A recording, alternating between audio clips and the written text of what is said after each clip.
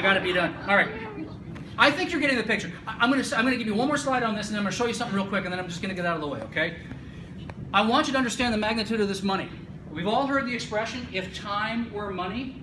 Well, time's not money. I mean, time is a resource that we have against which we can apply our labors to earn some cash. But if time were money, because we can understand that, all right? But we can all understand an hour. Like if I say to you an hour, you can picture an hour. If I say to you a year, you can picture a year. But if I say to you $1 trillion, it's really hard to picture that. I want to show you what this looks like. If time were money, okay?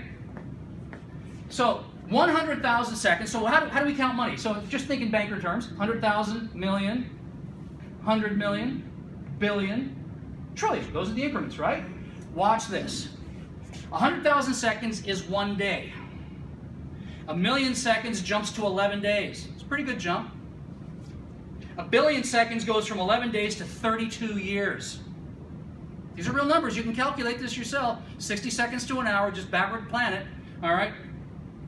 1 trillion seconds goes from 32 years to 32,000 years. And this is how much money they're printing and injecting into the system every single night. And now that you understand what inflation is, it's a reduction of your purchasing power because they print more of this cash with nothing behind it. The more they print, each unit is worth less. So why have we not seen massive hyperinflation yet?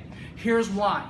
Because United States today, so I'm going to go off script here. I'm not even going to show you the rest of the slides because I got 3 minutes to do this. But I want you to catch this. The reason why we have not seen this massive hyperinflation like they got going on in Venezuela right now, like they got going on down in Argentina, like we got going on in Cyprus and Greece, the reason why we haven't seen it in Canada and the United States yet is because of this thing called the petrodollar. See, here's what happened.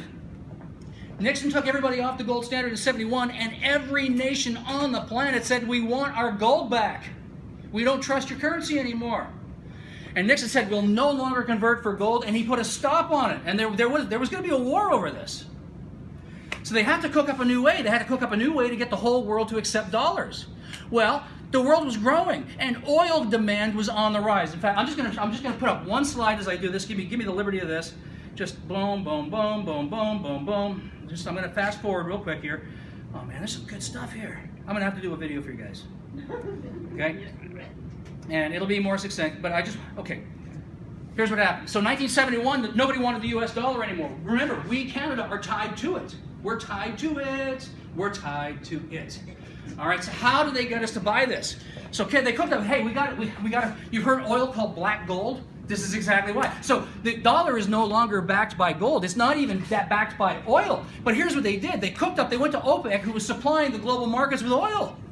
And they said, I'll tell you what, if you'll agree to sell your oil only for dollars, you will not accept rubles, you will not accept yuan, you will not accept pesos, you take only dollars, we'll protect your oil fields and we'll give you military cover at our expense. So our taxpayer dollars put our jets, our bombs, our troops, our everything to cover their nations in exchange for them selling oil only in dollars.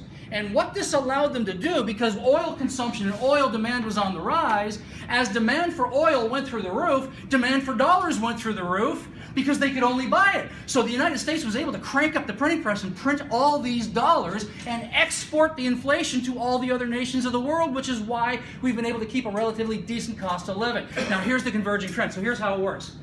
All right? Demand for oil goes up, means demand for dollars goes up, means inflation stays relatively low, and our livelihood, our lifestyle is pretty good. But what's happened, and this is one of the converging trends, and the news isn't telling you, but because BNN isn't saying it, doesn't mean it's not happening. The BRICS nation, Brazil, Russia, India, China, and a host of others, about 25 nations that actually represent 30% of the global GDP, have all walked away from the US dollar. They won't touch it anymore. 30% of global GDP will no longer touch US dollars. They won't trade in it. They've all got bilateral trade agreements going on. So the demand for those dollars is gone. The whole oil for dollars thing is falling apart. All the OPEC nations, Saudi Arabia, they're beginning to accept non-US dollars for oil, which basically means because once you print these dollars, you cannot unprint them. They're still all circulating and they're all sitting in foreign lands. But now that nobody's touching them and nobody wants them, they're all going back to whence they came. And when they hit the US shores, whoa, hyperinflation goes through the roof. And this is what you need to understand. that the day of this happening is about, it's upon us. Now, I just want to give you one quick metaphor, okay? We all know, when a tsunami comes into shore, when a big wave comes on, there is always an event that triggered it. The triggering event always happens before you see the wave coming on shore is the symptom. The tsunami is the symptom. The triggering event was the earthquake that happened a week ago out there. So put that back into time as money, put that back into time frames. The tsunami is here. We just haven't seen it, but the triggering events are all taking place. The BRICS have all walked off the US dollar. The Bank of, and I printed several headlines just from the last week. Bank of Sweden, Central Bank of Sweden, outlines its plan for a digital crypto national currency. The BRICS nations have outlined their plan to go off the US system and out of the SWIFT system. They're all rejecting the US dollar. OPEC is now swapping oil contracts for gold. I was going to give you some slides on the value of gold. Suffice it to say, I calculated this morning. Give me 2 minutes. 2 minutes. Okay? Without pulling up slides and giving you the visuals on this. Okay?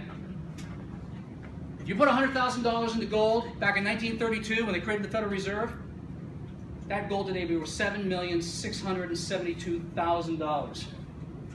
Okay? Now everybody looks at gold and says, oh, gold isn't money. Look, it hasn't done anything. It's been 1,200, 1,200, 1,200, 1,200. Okay, we've had this little bump. It's gone from 1,200 today to 1,400 today. Listen, there's two problems with this. Everybody looks at gold in US dollars and think it's done nothing.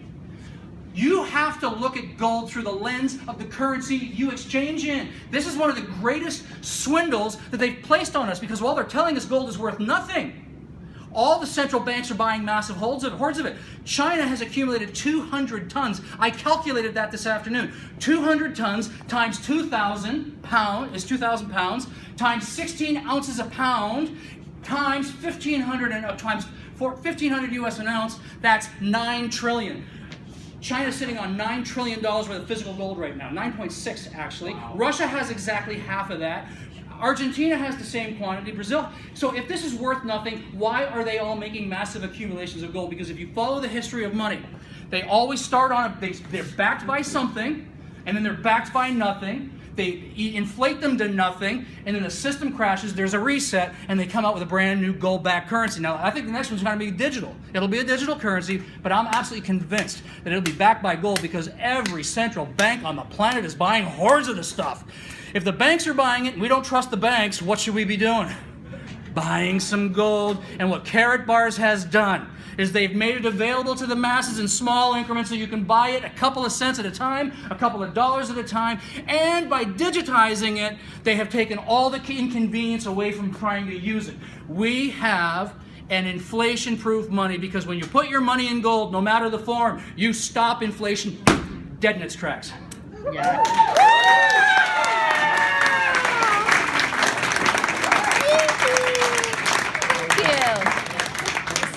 Thank you, Howard. I just want to apologize to everybody. Thank you.